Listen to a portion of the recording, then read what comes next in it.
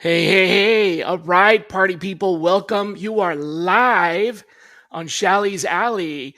I need some kind of special effects. This is the only one that I can come up with. It's wait, that's not the best one. Maybe this one's better. There you go. Oh, You are nice. live on Shally's Alley. Awesome. Welcome, welcome, welcome. It is the last episode in April 25th, Friday, April 25th. And we're shifting things a little bit today. We are going to have a conversation about something I don't get to talk about a lot, which is within the space of HR tech. It's system administration, sysadmins, if you will, in the HR tech space. So I was referred to Alex, who's an innovator, recognized innovator in the TA slash HR technology universe, and a founder founded the organization called System Admin Insights, which is part of Integral Recruiting Design. I think I got that straight. That's right. Yeah. So he works with community-driven solutions for systems administrators and helps advance recruiting strategies. So everything from sourcing performance models to leveraging data to market changes and everything. So we want to talk a little bit about performance and sourcing and industry, performance and how data can help us reshape our landscape and how basically systems administration can be a key to being successful with enterprise HR technology. Something that we don't talk a lot about. I mean, usually, what would you say, Alex? In an organization, a typical organization, there's like one, maybe two people that do this job. Depends on the company size. Yeah. So, Yeah. I was just hanging out with NYU and Fujifilm this morning. We did our first SAI live session here in New York City. And some companies have multiple system administrators. Some One companies, for each system or what? well, no. So let's say a company under 1,500 employees typically does not have a person who's dedicated full-time to system administration, and it lands on the plate either of a recruiter who's great at spreadsheets or even a TA manager who has many other competing priorities, right? Once you get into like the 3, 4, 5,000 employee range, you get companies who have a person who is full-time dedicated just to running their ATS. And then once you go global, Right. companies with 10, 20,000, they typically have a primary system administrator, and then they have subsystem administrators who could fill in for that person and who manage the functionality in different regions globally. Oh, okay. Yeah, So there'd be like subsystems or other systems, alternative systems, or yeah, regional. Got it. But exactly. it is pretty much one of those kind of like um, the unsung hero, if you will, right? You started Systems Admin Insights to lift HR sysadmins out of isolation, Yes. which it's the in your opinion and your estimation, it's the single biggest blind spot that executives have about their sysadmin and their HR tech function. So this was kind of like your I don't know your call to your calling, I guess, to elevate Sure. that. So um, what measurable action would you have them take? People that are listening, what measurable action would you have them take this quarter to prove that they finally get the importance of this role, this blind spot, if you will? Wow, that's interesting. In fact, we were talking about this morning. It's like, how do you message up the value that you're bringing to an organization? I think the real prize here, the thing that these folks should really be focusing on, is quantifying ROI. I have Okay. talked to so many TA leaders who cannot tell me their cost per hire. And it's because although it's a simple concept, there are so many areas of nuance and ambiguity that actually figuring out what your cost per hire is can be quite daunting. These system administrators are extremely well positioned to assist in that conversation because they understand the data on a very deep level. I talked to one system administrator recently. We were looking at his ISIMS dashboard reporting, and he said, my manager wants to bring down our time to fill to 30 days, and currently it's 58 days. And I said, okay, let's look at your reporting. And so we dug under the hood, reconfigured their reporting to remove outliers, right? Some other nuances in the system, and discovered that he was actually almost already there. Yeah. He was within 2 days of meeting that time to fill goal just because the reporting hadn't been configured correctly. So, if we're building up that internal role of the HR system administrator, and keep in mind, most of these people do not have formal IT training, right? They came from recruiting, they came from sales, they happen to be tech savvy, and somebody at some point had the bright idea to say, "Hey, why don't you run the ATS?" Right? So, if we build up this professional role, we can get them to the place where they can actually transform the conversation around HR tech investments from being a transactional thing. A lot of leaders are just happy with the thing running and not being on fire, to getting to the place where they can say, this is actually a driver of ROI. And if we make these optimization changes, we're actually going to bring down time to fill by X number of days, and it's going to be equal. It's going to result in this specific dollar amount of estimated cost savings. That for me is like the holy grail of this profession, and it's a lot of folks are not there yet, but we're trying to get them there. So I appreciate what you're saying with regard to getting the garbage out of the data, because that's basically one of the biggest failure points in calculating anything. I mean, I worked with an organization as a consultant. I don't just do HRIS or systems. I also work with strategy and leadership and everything. And I worked with this organization where they were confident that their time to hire, time to what they were. And by the way, people define time to hire different ways. Yes, they do. Time to offer, accept, time Yep. to start, time Yep. to But the job posting, let's call it job posting, to position filled because the person actually starts Yep. that day Yep. is one of them. And so Yep. they were confident that they had a number for that, which was 75 days. Mhm. And in this industry, it's not unheard of for people to give a little bit longer notice. So hence the little bit lengthier time, which is, Yep. calculated in there. Yeah. And when you report on this, you definitely want to report on the fact that you have, this is how long it took us to post the rec. This is how long it took us to get an offer. And this is how long it took us to get the person to start, because Mhm. from the offer accept to the start date is kind of not necessarily something that you can really change all that much if people need to give notice periods, right? Mhm. And they were convinced that it was 75 days, but after Mhm. looking at the data, there were some calculation gaps that turned out it was actually a lot more like 190 days. Yeah. Yeah.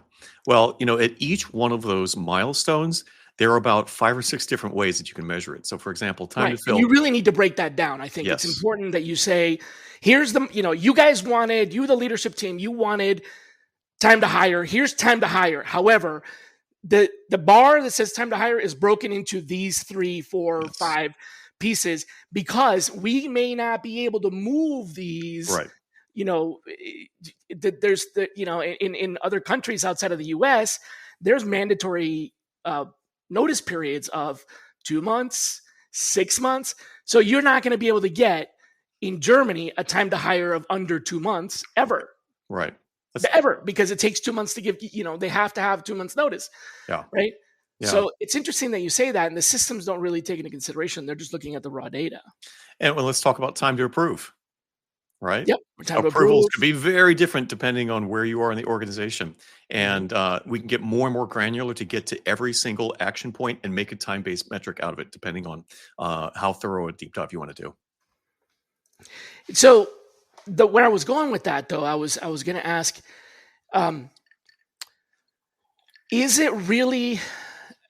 I mean, I think personally, and this is, I'm going to obviously ruffle some feathers here, but I really think that the time that it takes to hire, however you measure it, really is not useful in any way, because it doesn't help us make any decisions if it's not correct, right? So what I would like to, which I don't see very frequently, is I would like to know how long it's going to take us to fill a job, so that I can prepare my leadership to essentially let them know, if you guys want to hire somebody for this job, you need to start thinking about that at this date, because that's how long we need. That's how much lead time we need.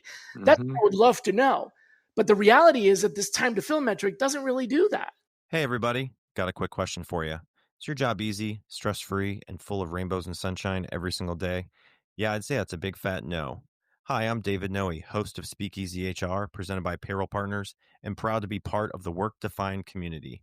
Take a step down into my Speakeasy live on LinkedIn and YouTube, where we tackle HR and business challenges through raw, uncut, unfiltered conversations.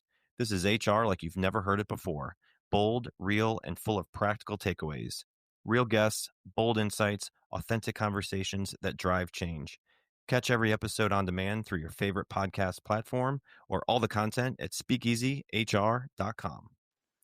I would argue that it can, It can, but that's my point. as Exactly long my as it's point. configured correctly. And I It think, doesn't, and that's the right, yeah, problem. yeah. Yeah.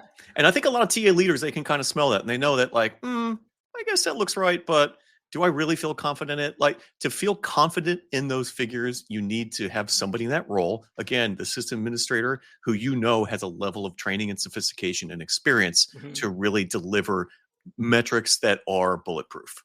And that's just it's a matter of professional development. Yeah. Okay, that's what you're Yeah, saying is yeah, the key there. yeah. Okay. And community, So you right? have a community that you Yes. run. This is that a voluntary thing, or is it a? So there's two tiers. There's a general membership, and there is a free call for ISIM system administrators every Friday at 1:30 p.m. Now, we've had over 700 ISIMS customers come through that free call experience over the last 5 years. And then there is a private community that includes unlimited small group office hours with our full-time team of ISIMS consultants.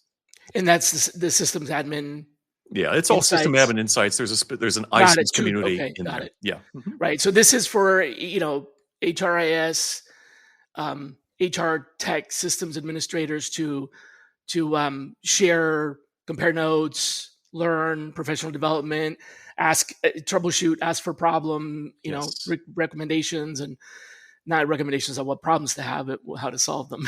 Yeah. No, exactly. Got Yeah. it. Okay, that's Yep. pretty cool. I'm glad that I didn't even know that existed.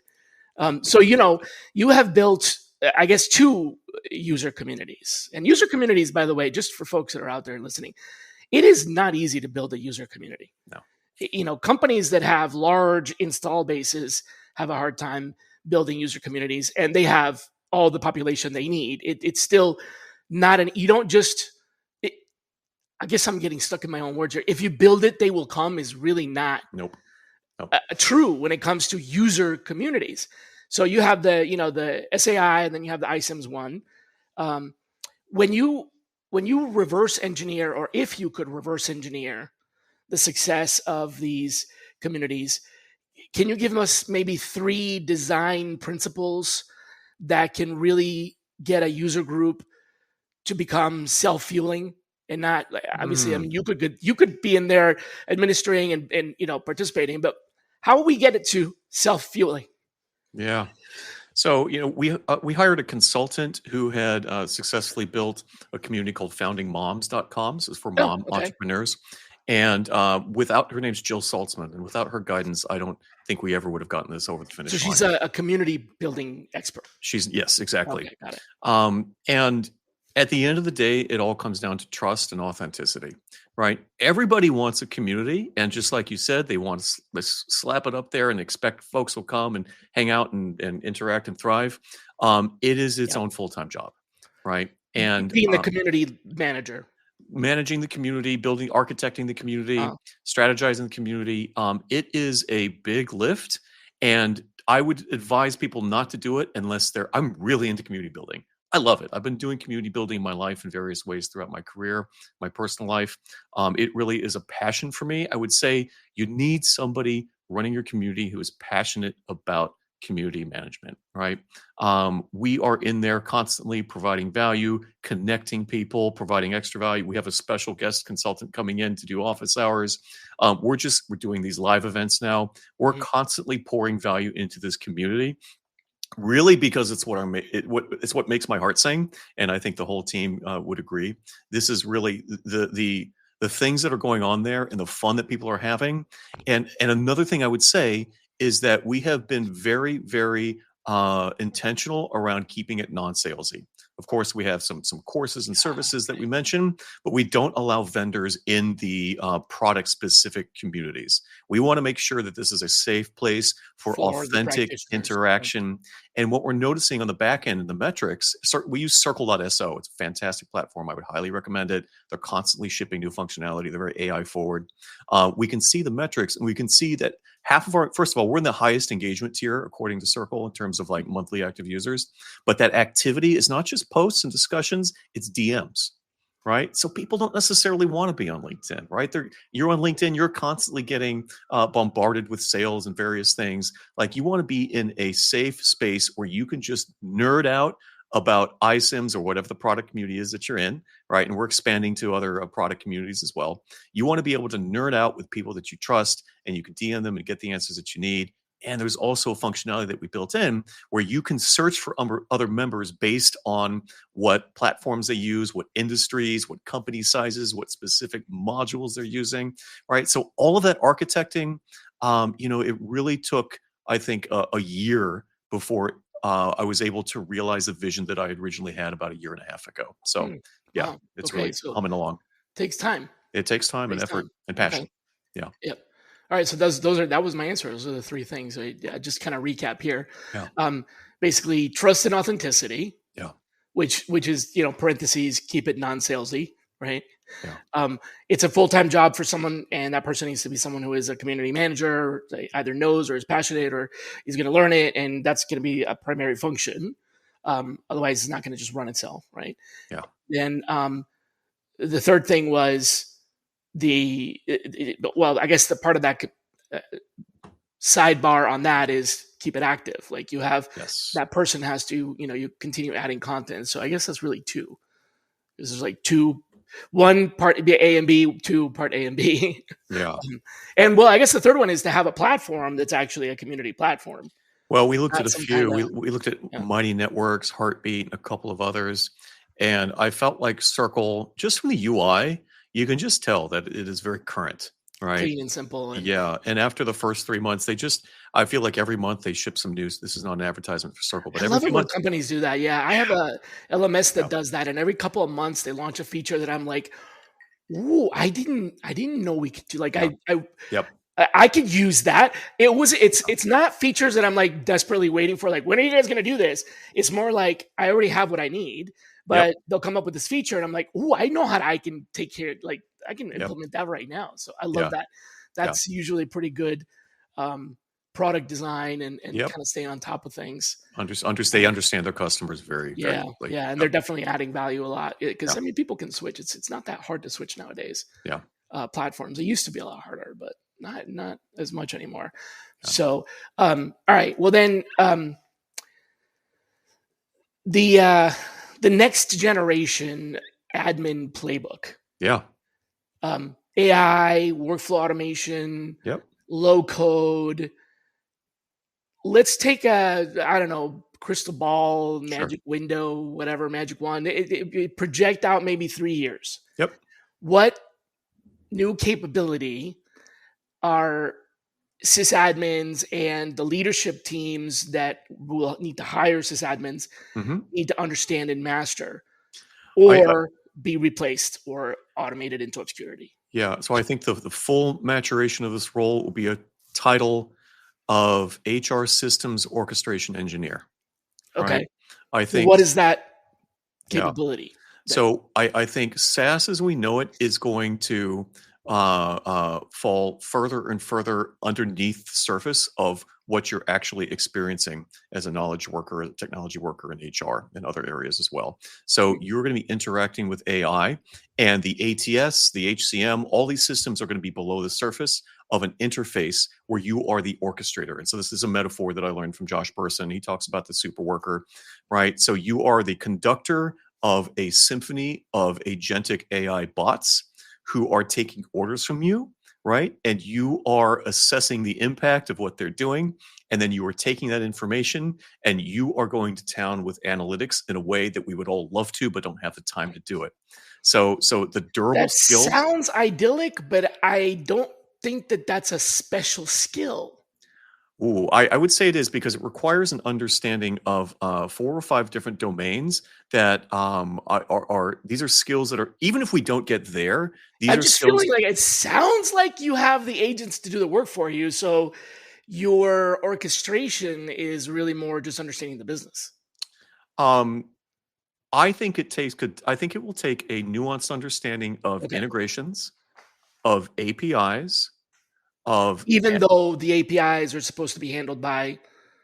I can't tell you how many times I've heard, "Oh, we had an integration between this system and this system, and Yeah, then I know. something happened." But isn't that Right? what agentic is going to fix? You don't need integrations anymore, So it will, I mean, supposedly. maybe someday, right? But every technology innovation I've seen, it is effective to a point, and then there are edge cases that can completely Right. derail something Yeah. that nobody anticipated, and Yeah. that's where human judgment is gonna be critical. That's always going to be the Yeah, case. Yeah, there's always edge cases.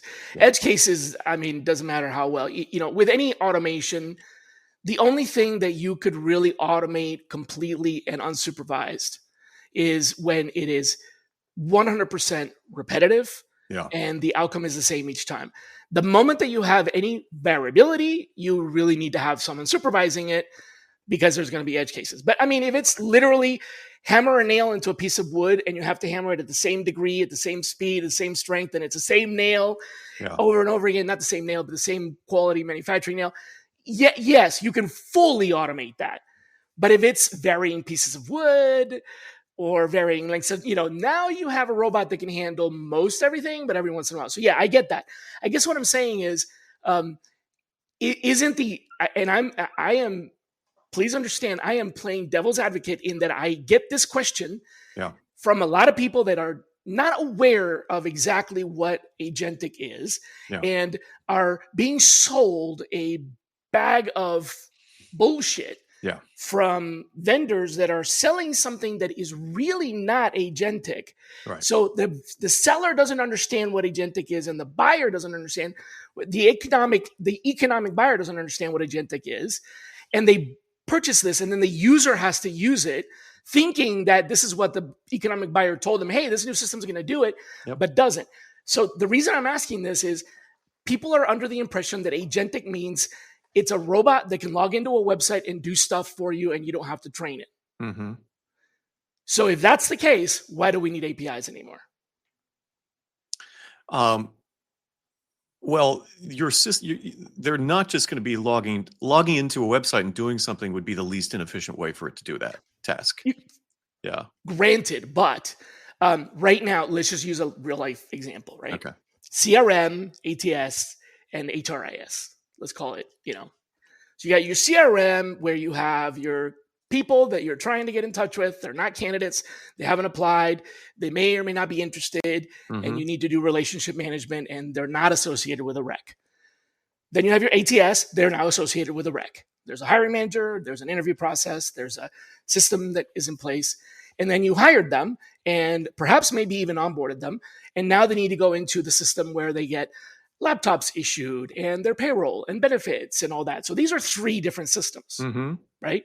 yep, It's pretty common to see CRMs that don't talk to ATSs, yep, other than one way, like sending stuff, right? But not the other way, right? It's common to see ATSs that once again feed HRIS, but again one way, and it's almost like a batch export. Here's a dump. yep, So what a lot of times happens is a user is basically going in and cleaning things up and matching fields and they're using a browser and yep, they're very inefficiently, as you just said, mhm, very inefficiently uh, copy pasting, dragging, drop, whatever right, across. So the vision is that the agent is going to replace that meaningless tedium job that is it's very valuable and it's very important because it keeps the hygiene between the systems, right? yeah, But it's kind of a really mind-numbing job. So that's what agentic is supposed to be. But you're saying that the real solution of agentic is not like copy paste type stuff. It's more what? It's explain it to the people that have this misconception. What is it really? okay. So let's say for some reason when you implemented your ATS, you put hiring managers in the wrong login group down your data hierarchy, right? Yep. and you're a global organization, and there's certain downstream implications of that. This never happens, by the way, ever. Never see this, right? And you decide, hey, really, I want this login group to be over here with the other hiring managers instead of with the recruiters or wherever it was built, Right. right? There is a just incredibly complicated spaghetti of things that are connected there, right? Yeah. And to disentangle all of that, right? I only know this from personal firsthand experience. So sorry, I'm laughing, but yeah, yes. A leader might not appreciate the amount of effort that's going to go into that, right? Your HR system administrator, meanwhile, is this like burning the midnight oil, trying to figure this all out and try to get this reconfigured. That, right? There are security rules attached to this, search locks attached to this, right? Visibility issues, right? That is something where I can imagine that AI at some point could search through all of the configurations in the back end, stuff that we're never going to see, right? And reconfigure that for you in a config site first. So then the human can then verify that it was done correctly and that it is having the correct downstream impact. That's one thing that I feel like is a uniquely valuable thing about this type of professional role. Like, we understand what it's trying to do, and then we can go look at what it did and give a thumbs up or a thumbs down or give it feedback.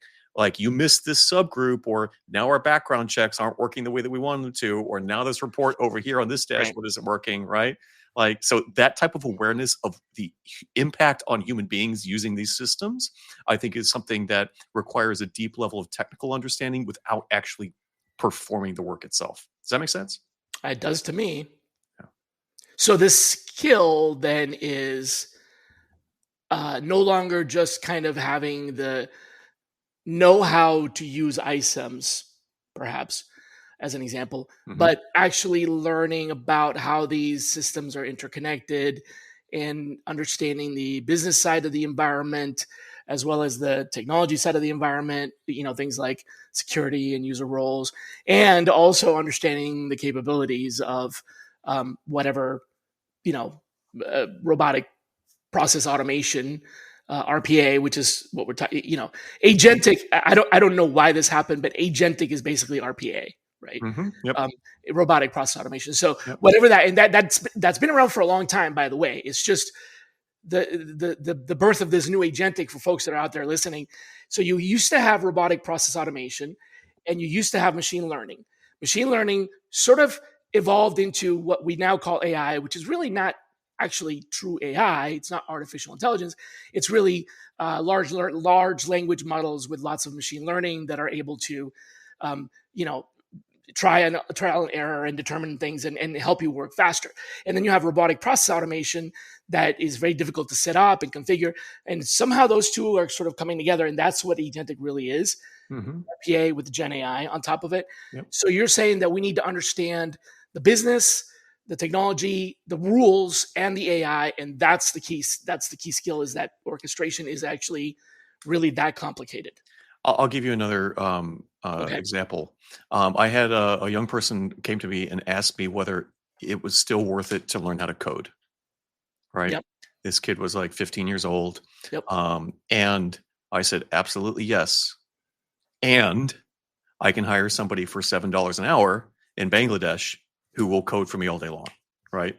So it is very important to learn the skill of coding, right? So that you understand the architecture. But is there going to be a job for you as a coder as we conceive of coding? I don't think so, or you shouldn't bank on it, right? So yes, understand sort how these things work. Yeah. Should I really learn the multiplication tables because there's calculators? And perfect example. Absolutely. Yes, you should learn multiplication tables because you probably don't, you're not going to do multiplication tables for a living. And even if you become a mathematician, you're still not, but mathematicians today use computing and all kinds of stuff, but you still need to know the fundamentals. However, I would say this. So going back to the edge cases thing, when it comes to software engineering still today, we have embedded devices and software that's coded to that device. So there's always going to be specializations. And in software engineering, there's going to be robots that don't know how to do it because there's not enough examples for it to do. In other words, if the language model, if the training data isn't large enough, the robot can't learn. So there's always going to be situations where This is software that only exists on F-16 fighter jets. Mm-hmm. Let's not use an AI for that. Mm-hmm. But again, that's not, so you don't, what you're saying is don't bank on that as a career. So for us, that means in HR systems administration, it's don't bank on knowing how to configure iCIMS as a job, but learn how to configure multiple systems and how they connect to each other, because that's probably more valuable. That's what I'm calling the durable skills of this profession. Okay. Yeah. Got it. Yeah, exactly. It's not what are the fields in iCIMS or Workday or whatever. It's how do we make these things connect? What's important? What's not important? What are the things that could go wrong? Right.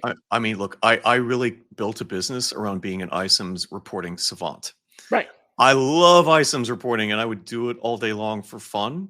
But should iCIMS make that go away so that it's just a natural language interface where you can say, I need such and such reporting and it builds it for you? Probably. And it hurts my heart a little bit, you know? Like, yeah, right. But that deep knowledge is still going to make you an expert, except you'll be the expert that is training the AI. Yes. You'll be the expert that is developing this, the behind the scenes stuff. Everyday users don't need to be Alex Marcus, the iCIMS expert. Just like everybody asks me, oh, is sourcing obsolete? No, absolutely not. Sourcing is not going to go away.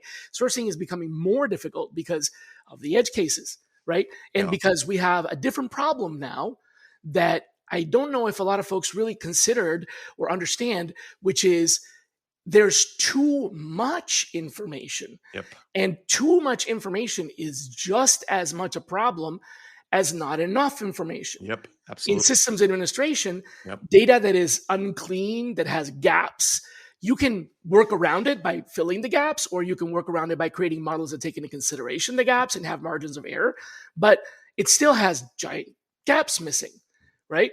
So you have the problem of not enough information, and in the future, 3 years from now, too much information, because now we have 27 different systems, Beeline and Workday and this and the other, and they're all talking to each other, but AI might be really good at doing things like, for example, here's a really fun one that you might like.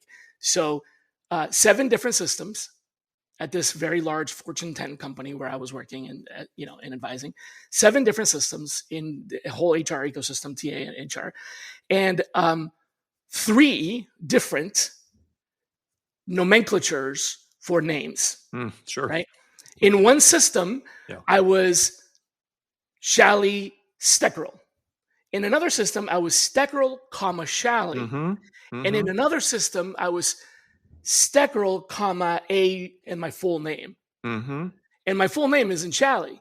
So, for example, I don't know if your full name is Alexander or not, but let's say you have Alex Marcus, Marcus Alex, and Marcus J. Alexander, 3 different systems, and matching the information between those was impossible because one system used the social security number as a key, the other one used the candidate, right? So even the key point or the data, the data keys are different. So like, oh my God, right? So agentic might be able to help with that.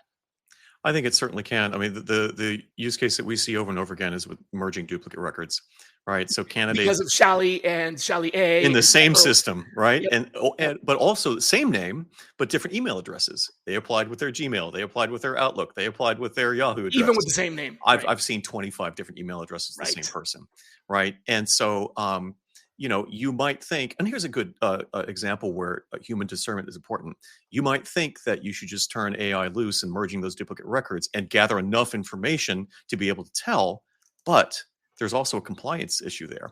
Do you actually want to do that? Are there compliance implications for putting all of those records together, right? And that's a conversation that needs to be had with your general counsel. I did not ask that question. What's that? I did not ask that question. I just realized I did not ask that question. Well, that's something I learned. I did not ask if there's compliance issues because, well, actually, now that I think about it, there wasn't, but I didn't ask and I should have. Yeah. Well, this is something I learned from Vivian Larson, who joined our team a few months ago. She spent 10 years at iCIMS on their global strategic accounts. And she brought that up to me because I had a very similar conversation like this. And it hadn't occurred to me either. So don't feel bad. Yeah. Thankfully, I'm thinking back and going, no, there wasn't, but I can easily see how there would be. Basically disclosure, privacy, Did I consent here and not here? Yeah, that's my point. Yeah, exactly. Consent and privacy, and also Yeah. reporting Yep. regulations Yep. and what's Yep. what the government Yeah. requires you to not disclose, and what the government requires you to disclose based on where the data is housed is actually really different. Like Yep. candidate data, for example, you are allowed to know the gender of your employees if they are employees in your HRIS system for a variety of business reasons Yeah. and governmental reasons. But in your application process, it's not a good idea. At least not a good idea to let Yep. everybody know, Yep. right? Yep. Like Yep. you might not want to. So, and now all of a sudden you have, and that's just one of them, right? I mean, there's medical and there's so many. I just realized that. Yeah. But we were literally just trying to correlate. So Yeah. glad you picked that up. Yep. So that's a really interesting. And I want to go back into how the hell did you get into this, man? I mean, you were like a program manager way back in the day, and program director, I think, and then you did org development, Yeah. and then somehow you ended up getting bounced into TA, and then you went into founding your own company, and now you're sysadmin. Like, where did things go wrong for a musician from Austin? Well, if you've ever tried to live on a tour bus with 5 No, other I have not. musicians, it's not pleasant for an introvert like me I'm a guy who does spreadsheets for fun, to relax, right? Yeah, And I can so relate. the musician's life was not for me. I had a lot of fun doing it. But after that, I really enjoyed teaching violin. And so I moved to New York City and did a program called the New York City Teaching Fellows. And they paid for my master's at Pace. And I was a classroom teacher for a few years. And then that turned into an opportunity to be a social work supervisor. I don't have a social work license, but I was supervising a team at a night school program in Brooklyn. So you were a manager, not a social worker. Yeah, right? working for a nonprofit where we were helping overage undergraduate kids get their high school degrees at night. I was really interested in. I really love being a team leader. I was very interested in helping my staff understand their benefits, and HR sent out a communication regarding 3 or 4 different healthcare plans that you could select. And I remember looking at this and I couldn't make sense. I spent like 5 hours trying to make sense of this. My staff Yeah. certainly couldn't make sense of this. And Okay. so right. And so since I do spreadsheets for fun, I decided to create an app essentially with Excel using VBA.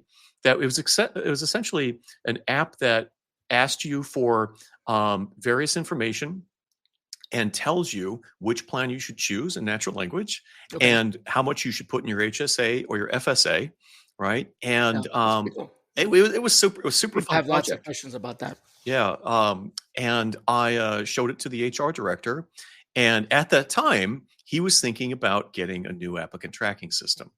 And we started talking. He started inviting me to these HR meetings where they were bringing in staff from the field. And he said, "Look, you want to come join HR? You have the interest in people. Right? You're interested in helping people use our systems more effectively. And we're going to implement an ATS. How does that sound?" And I didn't know what 90% of the words in that sentence were, what they meant. But I said, "How does that sound?"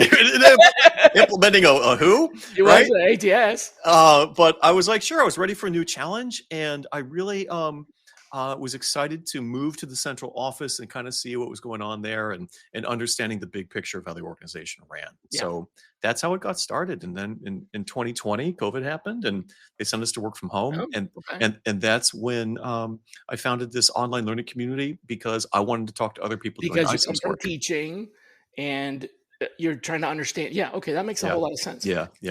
And so you, you used to play.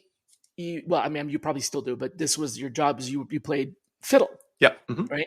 Yeah. So what is the difference between a fiddle and a violin? That's a great question.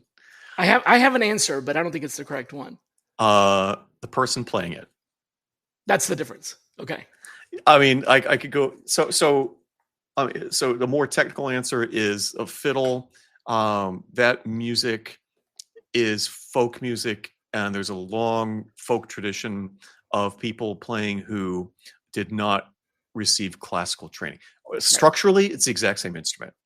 Right. Well, except for one difference, which is what I thought. That's at least this is what was explained to me in Nashville at the Rock and Roll Museum or Hall of Fame. I forgot the name, and that is that a violin has strings, but a fiddle has strings. That's a much better answer than the one I gave you. I'm going to use that instead. Yeah. Oh, that's great. That's great. Yeah. Excellent. So so you've got the creative, you got the teaching bug. I can definitely relate to that. Yeah. And then you ended up, kind of in between world of like tech plus teaching plus creative, and that's how you ended up in this world. Yeah. So wow. Okay.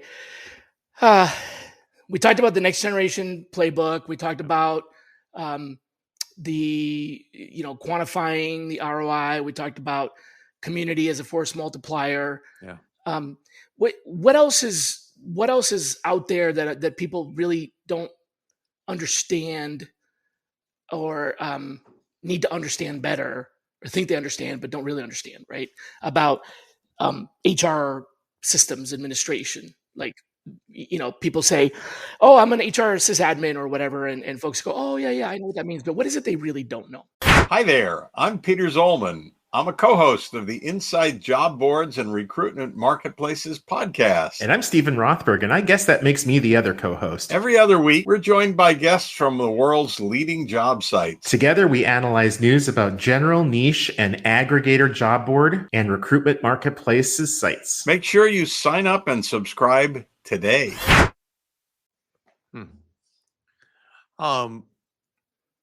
Just how impactful a person in this role can be in driving business outcomes.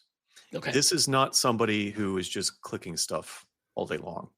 This is somebody who has their hands deep in your data, and effectively using your data is something that I find a lot of folks in TA aren't totally comfortable with, right? And so they know that they should be generating metrics. Do they get to the place where they are actually driving conversations forward from an analytical perspective?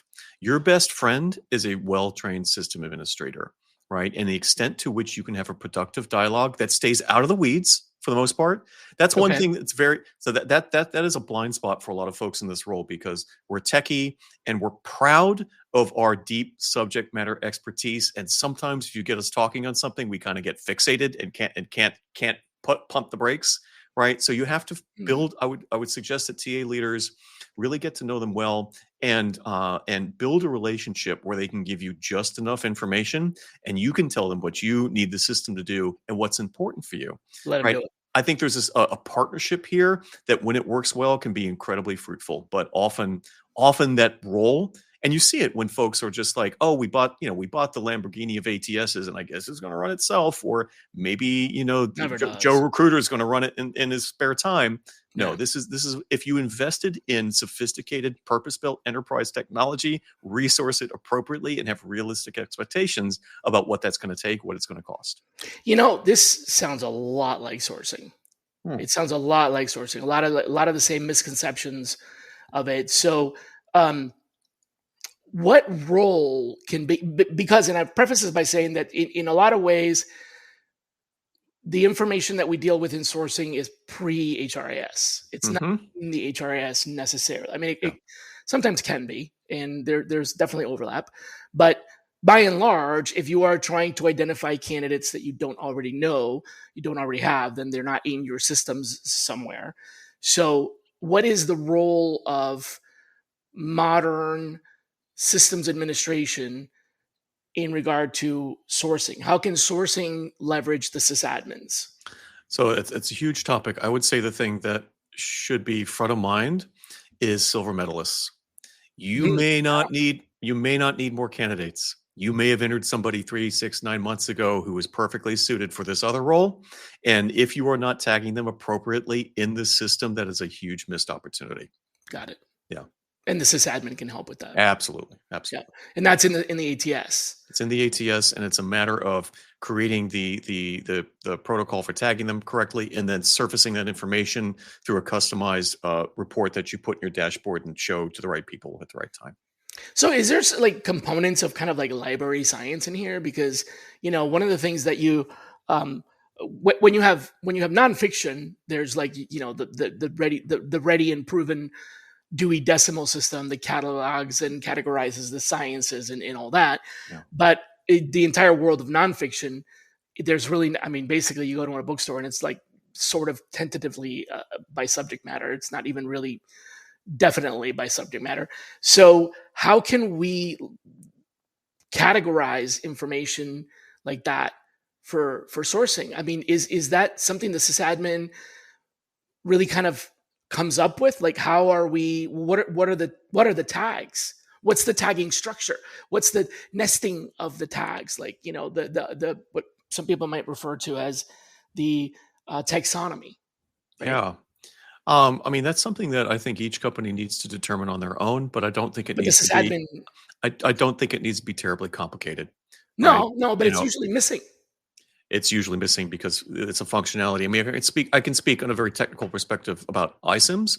A lot of ATSs have the ability to tag, but people don't. They just willy-nilly create random tags, and so you have things in there that have been tagged by one tag that only one candidate has that one tag. So that really doesn't help. That's a good call out. So you don't want to deputize any and everybody to create their own tags, I would say. Yeah. You want to standardize them and have a few things rather than 100. Right. And then when you surface that information, I think it should also be surfaced in a time-based way. So I don't want to see every silver medalist who's been marked as such over the past 10 years. Right. I want to see ones from the past 3 months, past 6 months who've applied for this category job, maybe in this geographical area. Right. So those are all the nuances of reporting that you can do with iSIMs, and then put them in the right place in the right user group. Got it. Yeah. Where else can sourcing leverage this role? Yeah. So iSIMs has a CRM tool, and they also have a candidate experience management tool. Mm-hmm. Those systems are very sophisticated as well. And again, there are some nuances in the way that information. So CRM was originally a company called Jibe that iSIMs acquired a while ago, right? I remember that. So there are nuances around how that information is passed from CRM to iSIMs and where it ends up. So that's something that your system administrator, it's actually a hot topic of conversation in our community. And iSIMs customers are collaborating to figure out the best way to manage those two systems together. Right. So as a sourcer, it would benefit you to get involved in that, or at least learn from that, because it helps you with how the information gets into the ATS. Common complaint I hear is, why didn't they just come to me and ask me that question as a system administrator, right? Instead of not asking the question or complaining to their boss, or not knowing that you can even ask. Exactly. Yeah. If your system, so here's the thing. It's like, so we get implementation customers who are going, just starting out with iSIMs, and we get optimization customers. And a lot of times they come to us and they're like, it's a mess. Like, please help. Right. It's a mess because you never realized that you needed to have a competent person in that role, right, to continue to optimize it, enhance it, and report adequately. Right. It's a mess because you never put anybody in charge. Yeah. And then you took the egg beater and ran it around all over the data. Oh, and you gave user admin access to 20 recruiters. Right. Everybody has admin access. Everybody's an admin. Why not? Yeah. Why not? Yeah. What could they do? What could possibly go wrong? Well, thanks so much for being on the show today. Everybody that is a guest, especially for their first time, I'm not just jumping to conclusions and assuming you might want to come back. You may not ever want to come back, but I would love to. Absolutely. Awesome. All right, good to hear. But everybody does get asked the same thing. And the first of those two questions is, who should be our next guest? Yeah. I'm going to say Brian Sherlock, the CEO of Sync to Hire. Sync to Hire, they're a new company, and they're basically building a Slack for recruiters. And I embedded Sync to Hire in our config site, so you can embed it directly into iSIMs, so you can have a great communication. Okay, got it. Yeah, exactly. Right, good. That's great. I usually don't get like really straight answers. Sometimes like, well, depend, So I appreciate you giving me that. I'm going to reach out. Of course, they may or may not accept, but that's really good. And then the final kind of wrap up question, which does vary a little bit, from time to time. But what I want to do with this is I want people to really have something to think about for themselves. And most folks really do catch the recording of the show as opposed to live. Yeah. We only have about maybe 1,000 people live, but multiply that times I don't know how much in recordings in the podcast distribution. So I want them to come off listening to this and have something that they think deeply about themselves, that they want to, that you think that they should ask themselves and answer themselves. So what is something related to what we talked about that listeners should think about and chew on for themselves? And what's the persona here? Basically anybody that is in the umbrella of talent industry. So talent management, HR, the whole thing, just people out there, what's the one hill that you feel like you're willing to die on and people aren't really thinking enough about and they need to go think about it? Yeah, I would say AI literacy. Oh, okay. AI literacy. So even if you can't use AI at your current job, you should be using it in your free time and just have fun with it. Just do creative things with it. Just get to know it, because there is there are emotional hurdles to staying up to date with technology that's advancing so quickly, and it generates a lot of fear. And I've gone through my own phases of this where sometimes I just have to turn off and I'm like, I don't want to see one more post about AI. Feel like you're getting left behind or you're not catching. Yeah, I know. I work in tech and I get overwhelmed, right? So prepare yourself emotionally by playing around with it now so that you are prepared to use it professionally when it's no longer an option, whether or not to do so. That's really good advice. There's the emotional barriers that we don't think about. Yes. So, I mean, literally just like pick one thing and just play with it and see what it. Yeah, just make fun images or whatever. Yeah. Right. Yeah. One thing. Yeah. Oh, and then start with that. Yeah.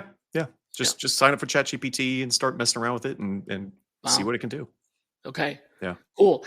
So I'm going to put the systemadmininsights.com is the community up here, and also the podcast, which I had to shorten a little bit. So this is you can listen to this on Spotify 3YQUPGP for listeners. So that's the spotify.fi/3YQUPGP. And of course, if you want to connect with Alex, here's Alex's LinkedIn. Thanks a lot for being a part of the show. Appreciate it. And definitely would love to have you back, especially as these things evolve and mature. Next up, folks, if you want to come back, we have Dart Lindsay. Dart was in the industry many, many years ago and has left TA. He was referred by Jeff Hunter, another character from the mean days of you think things are changing now. They definitely were changing a lot back then when technology was just starting to take root. And Jeff referred Dart into the show because the work that he's doing now in his own way, he's talking about the crisis of what he calls the working dead, employees that have emotionally checked out. So he's not in recruiting anymore, but he's definitely a product architect in our space. He's going to be on the show next week. Sounds great. Well, Shally, thank you. I really enjoyed this, and I'm looking forward to coming back.